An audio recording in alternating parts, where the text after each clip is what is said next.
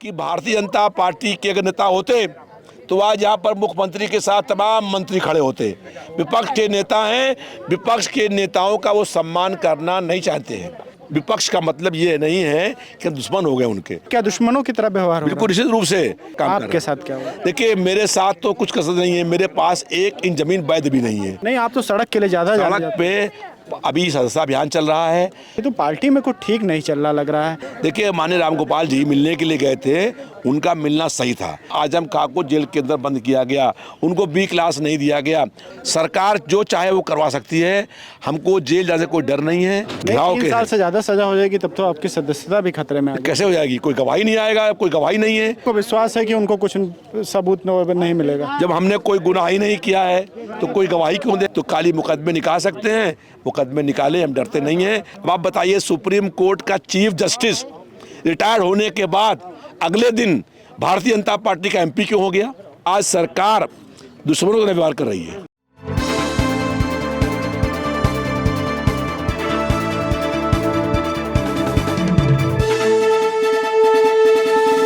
इस वक्त हमारे साथ हैं लखनऊ मध्य क्षेत्र के विधायक और पूर्व मंत्री रविदास मेहरोत्रा जी।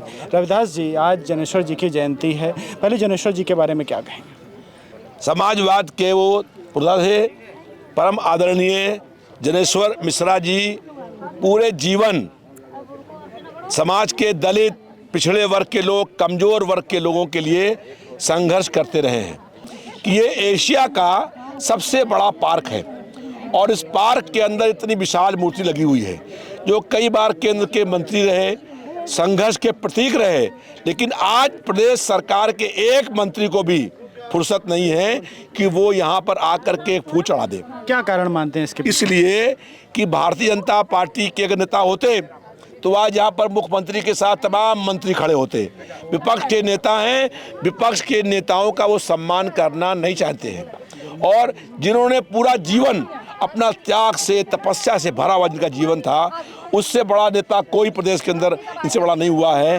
तो ऐसे नेता के जन्मदिन के ऊपर प्रदेश सरकार के भाजपा के एक विधायक भी फूल चढ़ाने भी नहीं आते हैं। आपने बताया कि आपने उनके साथ में राजनीति की, तो तब की राजनीति और आपकी राजनीति में क्या फ़र्क देखते हैं? उस वक्त जो है, अगर कोई विपक्ष का होता था तो सत्ता पक्ष के विपक्ष के लोगों की लड़ाई चुनाव में होती है। कोई दुश्मन नहीं है हम लोग। विपक्ष का मतलब ये नहीं है कि दुश्मन हो गए उनके। उस समय जो है वो आदरणीय छोड़लिया जी। तो आप क्या दुश्मनों की तरह व्यवहार? बिल्कुल निश्चित रूप से आज भारतीय जनता पार्टी विपक्ष के लोगों के साथ और खास तौर से जो सारी पार्टी के लोग हैं उनसे साथ क्या दुश्मन ऐसा व्यवहार करने का काम कर रहे हैं। आपके साथ क्या हुआ? देखिए, मेरे साथ तो कुछ कसर नहीं है, मेरे पास 1 इंच जमीन वैध भी नहीं है। अब दूर की बात है, मेरा कोई व्यापार नहीं है, कोई दुकान नहीं है, कोई मकान नहीं है, कोई फैक्ट्री दुकान नहीं है, लेकिन जिनके पास है उनका विधायक का बरेली के अंदर बड़ों से प्रोग्राम गिरा दिया गया और बाद में कहा गया कि हमारे पक्ष में आओ। वो पक्ष में डर के मारे आ गए। तो डरा करके लोगों को जो है आज भारतीय जनता पार्टी राजनीति कर रही है। आप आंदोलन के लिए जाने जाते हैं और तमाम बार जेल गए, आपका एक रिकॉर्ड भी है। इस समय आप उस तरह से सक्रिय नजर नहीं। हम लगातार विधानसभा के अंदर लड़े हैं, अभी विधानसभा से चला नहीं। आप तो सड़क के लिए ज़्यादा सड़क पे अभी सदस्यता अभियान चल रहा है। सदस्यता अभियान चलने के संगठन पूरा भंग हो गया है। सदस्यता अभियान के बाद नया संगठन बनेगा और नया संगठन बनने के बाद हम लोग बरसात के बाद अक्टूबर के महीने में जनता के मुद्दों को लेकर के, महंगाई को लेकर के, विकास को लेकर के संघर्ष करने का काम करेंगे। आपने संगठन की बात की, तो पार्टी में कुछ ठीक नहीं चल रहा लग रहा है, क्योंकि रामगोपाल जी जब मुख्यमंत्री से मिलने गए थे उसके बाद तमाम बयानबाजी आई। आजम खां को लेकर अलग बयानबाजी हो रही। देखिए, माननीय रामगोपाल जी मिलने के लिए गए थे, उनका मिलना सही था। समाजवादी पार्टी के नेताओं पर, कार्यकर्ताओं पर भाजपा की सरकार लगातार दमन, जुल्म, अन्याय करने का काम कर रही है, इसलिए वो मिलने के लिए गए थे। नहीं, शिवपाल जी ने कहा जब आजम खां जेल में गए थे, तमाम और नेता जेल में गए थे, तब क्यों नहीं मिलने गए? नहीं, तब भी हम लोगों ने आवाज़ उठाई। अब अगर आजम खां जेल से रिहा होकर के आ गए हैं, वो अपनी लड़ाई, अपनी बात बोले तो उनके पीछे सारे विधायक साथ में आएंगे। और हम उनसे मिलने जेल भी गए थे। हमने कहा था जेल से मिलने के बाद कि उनको हमसे मिले नहीं थे। हमसे मिले नहीं थे। उनका स्वास्थ्य बहुत ख़राब था, उनका आज बहुत स्वास्थ्य ख़राब है, बीमार थे, हमसे नहीं मिले। लेकिन मैंने कहा था कि फांसी की कोठरी में जहां फांसी के मुलजिम रहते हैं वहां आजम खां को जेल के अंदर बंद किया गया, उनको बी क्लास नहीं दिया गया। उनको ये बात आकर के बाहर निकलने के बाद विधानसभा चली 4-5 दिन, वहाँ पर कहते ओथ लेने आए थे विधानसभा के अध्यक्ष के कमरे में, वहाँ आकर के अपनी बात कहते सब विधायक उनके संघर्ष में उनके साथ देने का काम करते और करेंगे। विधान परिषद में पर्चा खारिज हो गया और आप जैसा अनुभवी नेता प्रस्तावक था, तो ये कहीं चूक नहीं देखते? निश्चित रूप से ये बहुत बड़ी चूक है और हमको बहुत लोग कह रहे हैं अंदर ही साजिश हो गई। हमको बहुत बड़ा दुख है इस बात का कि मैं उनका प्रस्तावक था, लेकिन हम लोगों ने फार्म पर साइन किया, फार्म भरने वाले की ऑफिस में जो थी जिसने भरा फार्म, निश्चित रूप से उसकी ये भूल थी और मुझे बहुत दुख हुआ इस बात के लिए कि हमको एक संदेश देना था कि एक आदिवासी पिछड़े वर्ग की एक महिला चुनाव लड़ रही है और उसके पिता मेरे साथ विधायक रहे हैं और मेरी बेटी की तरह से है वो, उसका चुनाव पर्चा खारिज हुआ, मुझे इसके लिए बहुत दुख हुआ है। आप पर कोई फैसला आने वाला है 1-2 दिन में, बता रहे हैं 38 साल पुराना कुछ है?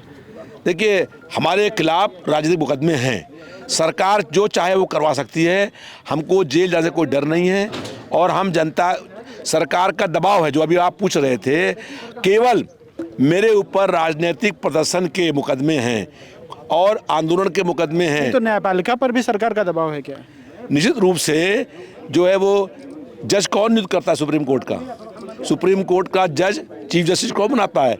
हाई कोर्ट का मुख्य न्यायाधीश कौन बनाता है? नहीं, सुप्रीम कोर्ट का जज से सरकार का क्या लेना देना भाई? वो तो सुप्रीम कोर्ट वरिष्ठताक्रम कोलिजियम बैठता है, वो तो जो जज होता है, कई लोग जो है हाई कोर्ट के जज ऐसे हैं जो बना दिए गए और वरिष्ठ क्रम में नहीं थे। अब आप बताइए, सुप्रीम कोर्ट का चीफ जस्टिस रिटायर होने के बाद अगले दिन भारतीय जनता पार्टी का एमपी क्यों हो गया? अगर निष्पक्ष फैसला होता तो बताइए कि एक दिन के बाद ही सुप्रीम कोर्ट का जज भारतीय जनता पार्टी का राज्यसभा का सांसद हो गया कि नहीं? तो अगर इसका मतलब है फैसला हो सकता है, मुझे डर नहीं है क्योंकि मेरे ऊपर कोई आपराधिक मुकदमा नहीं है, मेरे ऊपर सारे मुकदमे राजनीतिक प्रदर्शन, आंदोलन, धरना, घेराव के 3 साल से ज़्यादा सजा हो जाएगी तब तो आपकी सदस्यता भी खतरे में आ जाएगी। कैसे हो जाएगी? कोई गवाही नहीं आएगा, कोई गवाही नहीं है। वो केस शुरू कर रहे हैं, केस शुरू करें, उनको अधिकार है न्यायालय को ये अधिकार है कि वो मेरे पुराने 38 साल के 40 साल के मुकदमे निकाल रहे हैं, वो निकालें। आपको विश्वास है कि उनको कुछ सबूत नहीं मिलेगा? जब हमने कोई गुनाह ही नहीं किया है तो कोई गवाही क्यों देगा? जब मैंने कोई अपराध ही नहीं किया है तो गवाह कैसे मिलेंगे? वो केस खोल सकते हैं, उन्होंने केस खोला है, लेकिन उन्हें कोई गवाह नहीं मिलेगा। जब मैंने कोई किसी को इसके साथ अपराधी नहीं किया है, मैं नारेबाजी करी है, कहीं धरना दिया है, कहीं प्रदर्शन किया है, पुलिस ने, सरकार ने हमको बंद किया है, हम बंद हुए हैं, उसका केस खोल दिया है, सारे केस ढूंढवा रहे हैं। आज सरकार जो है, सारे सरकारी वकील लगे हुए हैं कि कैसे रविदास मथुरा के सारे केसों को खोलो और ढूंढ करके पूरी एक टीम लगी हुई है जो मेरे खिलाफ पुराने मुकदमे निकाल करके मुझको मेरे ऊपर बंद करने का प्रयास कर रही है, क्योंकि और मेरा कोई दुकान, मकान, कोई फैक्ट्री, कोई बिजनेस कोई है नहीं, तो खाली मुकदमे निकाल सकते हैं। मुकदमे निकाले, हम डरते नहीं हैं, हम सरकार के खिलाफ लड़ेंगे।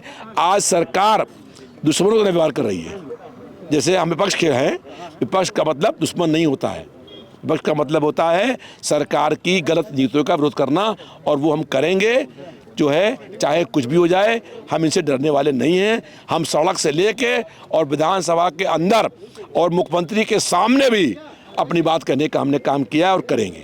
धन्यवाद हमसे बात करने के लिए। तो ये थे समाजवादी पार्टी के विधायक और पूर्व मंत्री रविदास मेहरोत्रा। उन्होंने साफ तौर से कहा कि सरकार उनके साथ में दुश्मनों की तरह व्यवहार कर रही है और पुराने मुद्दे निकालकर उन्हें फंसाने का प्रयास किया जा रहा है। लखनऊ से आयुष के साथ चंद्रमणि शुक्ला, द लीडर हिंदी।